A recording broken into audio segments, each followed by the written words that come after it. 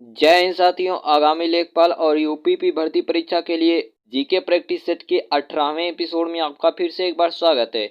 यदि आपने 17 एपिसोड नहीं देखा, इसके अतिरिक्त हिंदी तथा ग्रामीण विकास प्रवेश का प्रैक्टिस सेट नहीं देखा, तो देरी किस बात का, अभी जाएं वीडियो के नीचे डिस्क्रिप्शन में उसका लिंक है और उसे जरूर देखिए। तो चलिए आज का क्वेश्चन स्टार्ट करते हैं। इन्होंने क्या कहा, क्वेश्चन नंबर फर्स्ट 51, निम्नलिखित में से भारत में मौलिक कर्तव्य कौन सा है। निम्नलिखित में से भारत में मौलिक कर्तव्य कौन सा है। तो याद रखिएगा, जो मूल कर्तव्य है या मौलिक कर्तव्य कुल कितने हैं, 11। 11वां क्या है, 86वां संविधान संशोधन सन 2002 के तहत जोड़ा गया कि भाई 6 से 14 वर्ष के बच्चों को अनिवार्य शिक्षा प्रदान किया जाए। ठीक है, यहाँ पे याद रखिएगा बी वाला। ठीक है, ये आपका क्या है, मौलिक कर्तव्य। क्या, हमारी मिली जुली संस्कृति की समृद्ध विरासत को संरक्षित करना एवं महत्व प्रदान करना। ठीक है, तो 51 का याद रखिएगा आप लोग, बी वाला सही हो जाएगा। आगे बात करते हैं प्रश्न संख्या 52। इन्होंने कहा, निम्नलिखित में से कौन सा विकल्प ऑपरेटिंग सिस्टम का कार्य नहीं है। तो कौन सा है, तो याद रखिएगा डेटाबेस प्रबंधन। ठीक है, डेटाबेस मैनेजमेंट है, ये ऑपरेटिंग सिस्टम के कार्य के अंतर्गत नहीं होता। ठीक है, तो याद रखिएगा आपका सही हो जाएगा कौन सा, डी वाला। बात करते हैं प्रश्न संख्या 53। तो 53 में इन्होंने क्या कहा, एक व्यक्ति ग्राम पंचायत की सदस्यता के लिए चुनाव लड़ना चाहता है, उसकी उम्र कितनी होनी चाहिए। तो चलिए उसकी उम्र देखते हैं हम लोग, कितनी होनी चाहिए उसकी उम्र। यहाँ पे देखिएगा दिया गया है कितनी होनी चाहिए। तो याद रखिएगा 21 वर्ष या इसके ऊपर होनी चाहिए। कितना होना चाहिए, 21 वर्ष या इसके ऊपर होना चाहिए। चलिए प्रश्न संख्या 54 की बात करते हैं। जौनपुर राज्य का अंतिम शासक कौन था। जौनपुर राज्य का अंतिम शासक कौन था। तो याद रखिएगा जौनपुर के सरकी वंश, ठीक है, सरकी वंश की स्थापना मलिक सरवर ने की थी। इस वंश का अंतिम शासक हुसैन शाह, ठीक है, कौन, हुसैन शाह था। तो 54 का आपका हो जाएगा बी वाला सही हो जाएगा।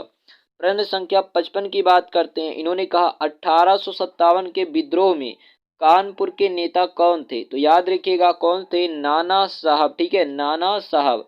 और इनके जो कमांडर इन चीफ कौन थे, तो कमांडर इन चीफ थे तात्या टोपे। ठीक है, कौन थे, तात्या टोपे।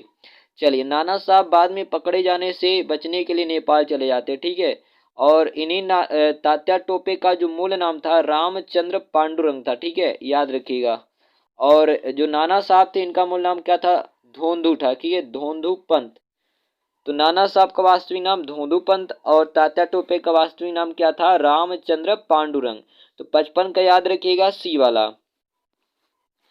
प्रश्न संख्या 56 की बात करते, इन्होंने क्या कहा, निम्नलिखित में से कौन से राष्ट्रीय नेता poverty and un British rule in India के लेखक है।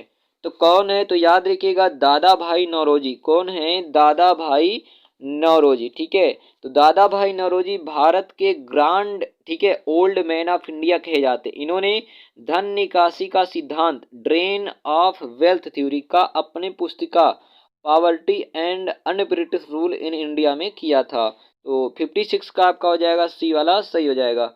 57 की बात करते इन्होंने क्या कहा, ध्यान दीजिएगा, जंग लगने पर लोहे का भार बढ़ता है या घटता है या क्या होता है। तो याद रखिएगा जब जंग लगेगा तो उसमें नमी सोखता है। ठीक है, नमी सोखता है तो क्या होगा, जंग लगेगा तो इसमें क्या हो जाता है, भार जो होता है वो एक प्रकार से देखा जाए तो बढ़ जाता है। ठीक है, तो याद रखिए क्योंकि नमी की उपस्थिति में लोहा ऑक्सीजन के साथ क्रिया करके फेरिक ऑक्साइड बना लेता है। तो 57 का आपका हो जाएगा ए। 58 की बात करते, 58 में इन्होंने क्या कहा, 1881 में केसरी अखबार की स्थापना किसने की थी। 1881 में केसरी अखबार की स्थापना किसने की। तो याद रखिएगा बाल गंगाधर तिलक। ठीक है, बाल गंगाधर तिलक ने 1881 ईस्वी में मराठी भाषा में केसरी समाचार पत्र का संपादन आरंभ किया था। वैलेंटाइन चेरोल ने इन्हें भारतीय अशांति का जनक कहा। इन्हीं का नारा था, स्वराज हमारा जन्म सिद्ध अधिकार है जिसे मैं लेकर रहूंगा। ठीक है, बाल गंगाधर तिलक का ही था। तो 58 का आपका हो जाएगा डी। प्रश्न संख्या 59 की बात करते हैं। निम्नलिखित में से कौन सा मानव शरीर का सबसे बड़ा बाहरी अंग है। तो क्या होता है, त्वचा होता है।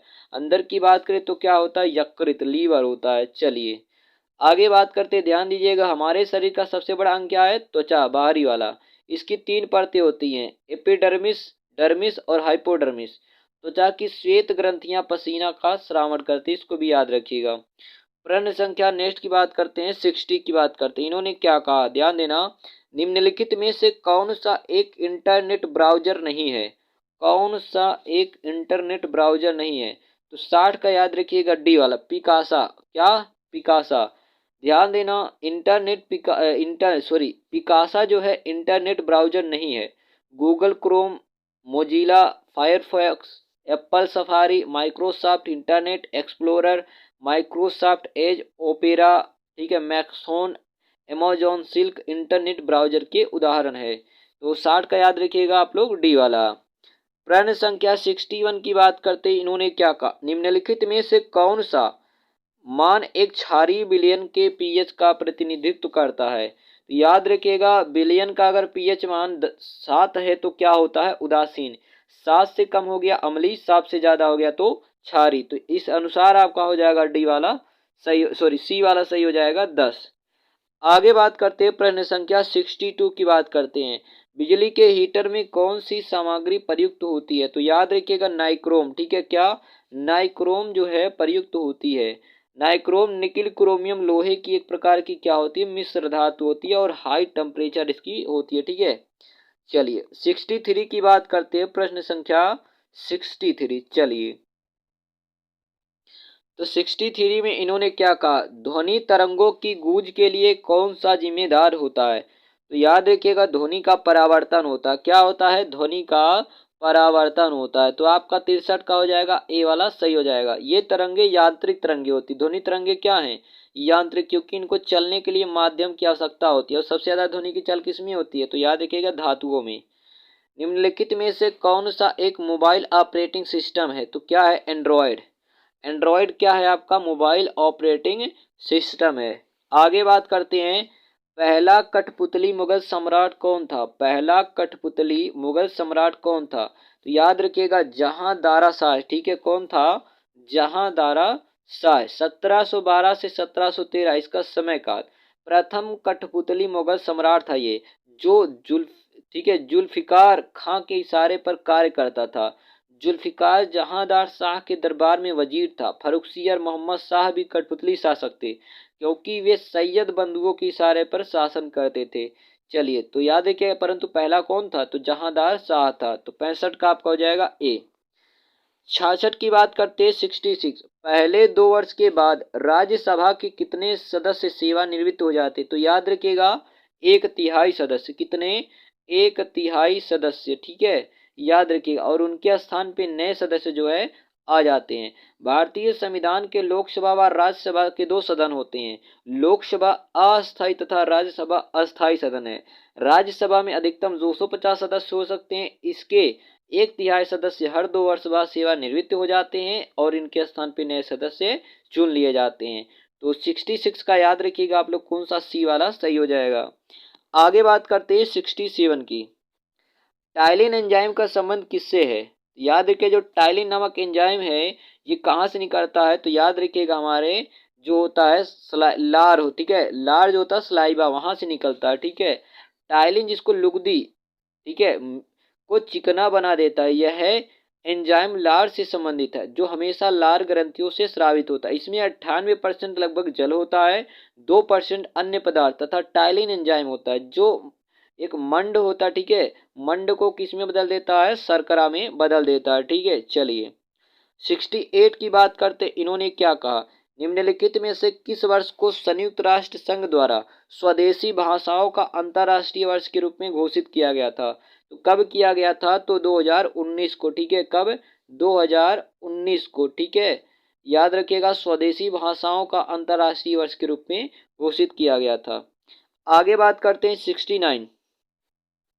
निम्नलिखित में से कौन सा विशालतम हिमनद है? तो याद रखिएगा, कौन सा है? सियाचिन। क्या है?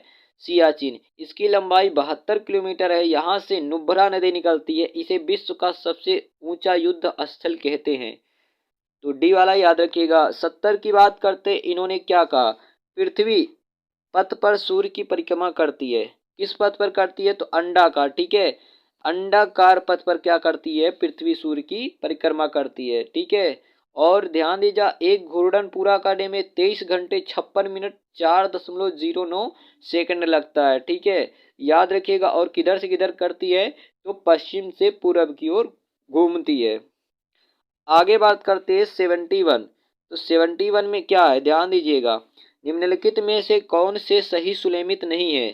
तो भाई पावनवा विद्रोह कब हुआ था, 1873। ठीक है, और ये दक्कन किसान विद्रोह 1875। सन्यासी विद्रोह याद रखिएगा, ये आपका सही सुलेमित नहीं है। ठीक है, सही सुलेमित नहीं है, क्योंकि भाई ये 1770 से 80 के दौरान हुआ था सन्यासी विद्रोह, ना कि 1894। तो सी वाला आपका सही हो जाएगा। आगे हम लोग बात करते हैं, हम लोग ध्यान देना कौन सा है हमारा क्वेश्चन नंबर 72।